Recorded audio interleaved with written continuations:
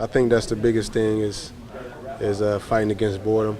Sometimes, but I still gotta compare that teams are going to throw the ball, and especially being lined up on their best receiver. So, even looking at Miami, they throw Mike Wallace the ball a lot. So, I got to be ready. What's your experience with him and Brian? You faced the Dolphins team yet, and you faced Mike. What is it about those two guys that can make them so lethal? They're both fast. I think Hartline doesn't get a lot of credit for what he does. He's a consistent receiver. I think he's their best route runner.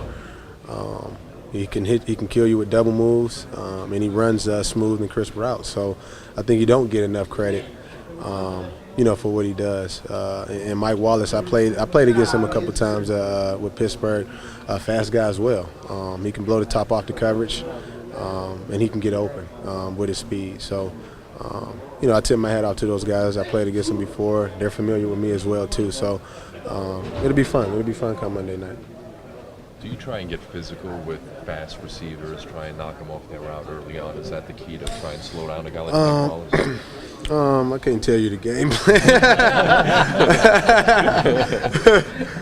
I can't tell you the game plan, especially being, Mike's in my face right now. I know I wanted to get back to Mike Wallace and those guys. Monday night. No, it'll be. You'll see it Monday night. Okay. But I know those guys. Those guys are great receivers, and also you got to tip your hat off to Tannehill too. He's doing a great job.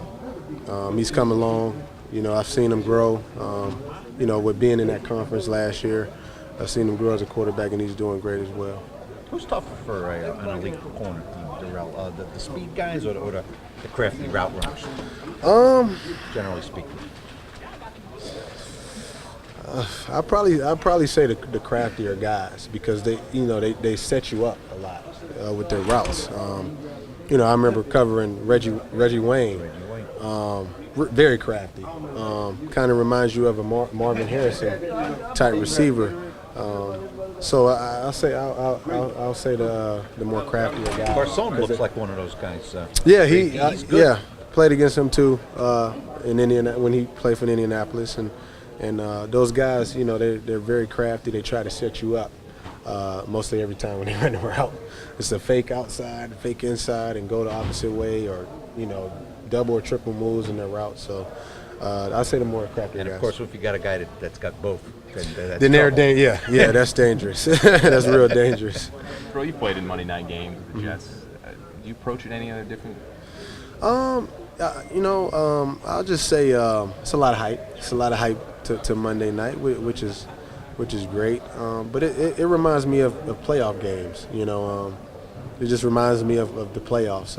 If guys who ever played in the playoffs, they can probably relate to it very well because of the hype and the lights, camera, action. Everything is escalated to another level. So that's what it reminds me of. And you're on center stage. You're out there.